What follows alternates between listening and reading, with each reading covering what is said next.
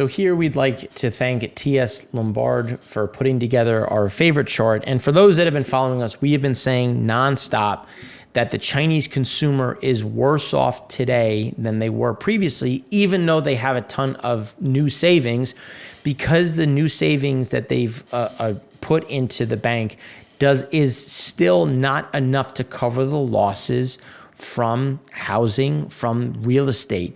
And here, when you look at the property losses outweigh the savings increases. So Chinese households have become poorer in the last 2 years. Change in property wealth. So the increase in savings since 2020, increase in savings versus trend, been great. You have seen every chart out there telling you how fantastic it's been.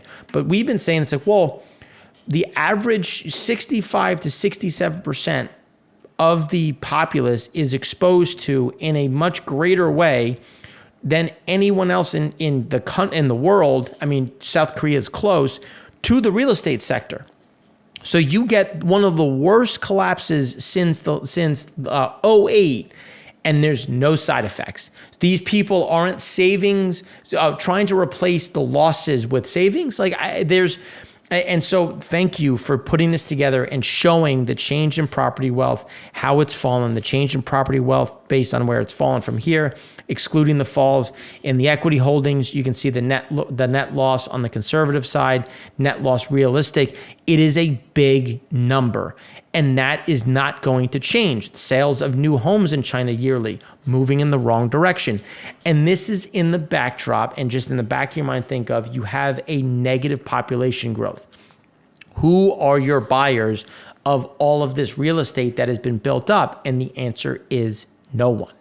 China infrastructure spending will slow down, as it should when you look at local government special bond new issuance.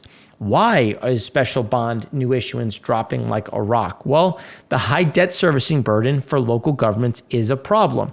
And when you look at the surge from 2020, 2021 to Q1 of 22, the local government special bond interest payments as a percent of managed fund revenue is 11%. They've been pushing this, invest in infrastructure. And we've been talking about since 2018, those new projects are fully underwater. They cannot cover their interest expense, let alone principal. And that is a huge problem when you look at what is happening in China and why we see a very weak GDP. And yes, are they reopening? Absolutely.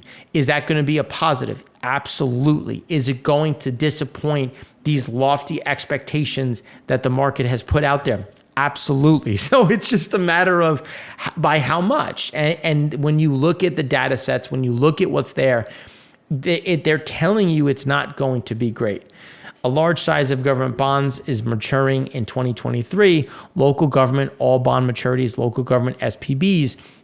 You're seeing a huge overhang, and who's going to be responsible for this? Because they're maturing with projects that aren't very good, which is why the China system-wide leverage is almost 300 or just over 350%, and households are levered 62%. And it's all levered to housing, real estate, which is in the doldrums, and it's not getting any better, which is why we see a huge overhang. Given the fact that there's all of these debt issues, given the fact that there's these overhangs, we don't see a clean break to the upside. Now, again, it's still going to get better than where it was. And you look at some of the data, it's bouncing off lows. It's still not expanding. When you look at managers index, business confidence, market growth, sales growth is getting better, but still, when you factor it in just bouncing it off the bottoms, prices charged improving, staffing levels improving, profit margins improving, but still slightly. And when you go back through time, we don't see this getting much better, especially when you put this in the backdrop of where we sit today. Developers have suspended construction on an unprecedented scale. When you look at the differences between the two, with developer financing flows have not yet turned around.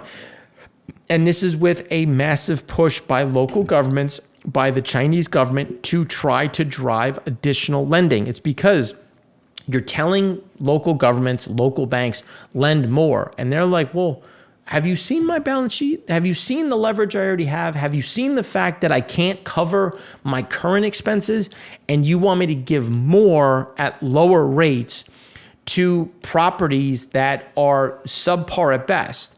So if you think about infrastructure investment, if you think about real developer investment, what hasn't been developed that should be developed?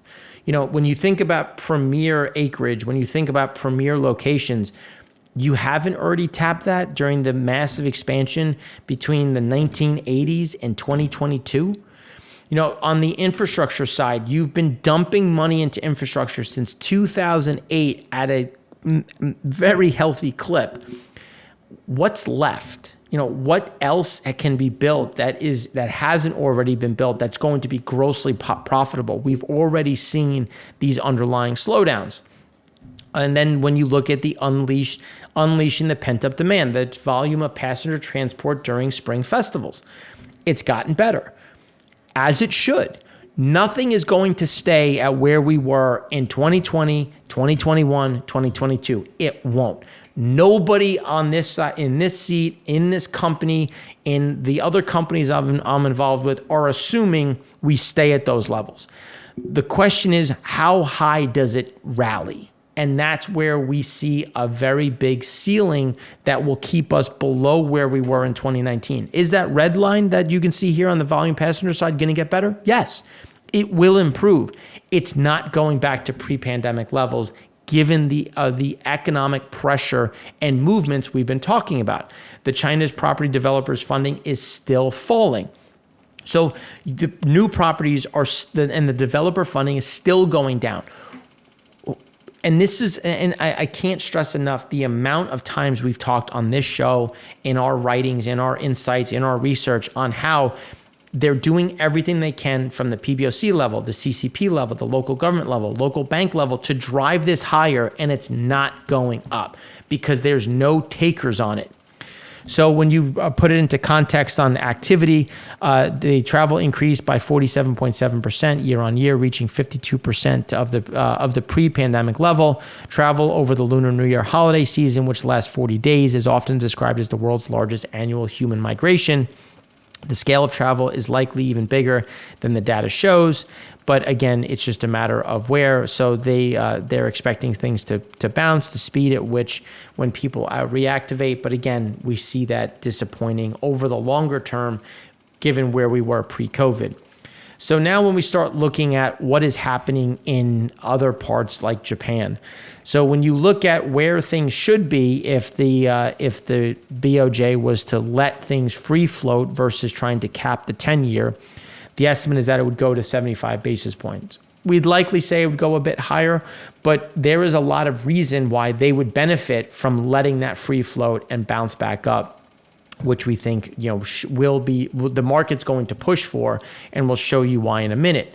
While South Korean exports as showing some continued strength, obviously below where it was in 22, but when you look at it on a dollar value, it's still something strong. But you have South Korea GDP slowing, consumer confidence coming down. So again, you're seeing this pressure point, but it's flatlining. It's not like it's continuously collapsing. It's just showing you that there's a certain amount of overhang coming into the market.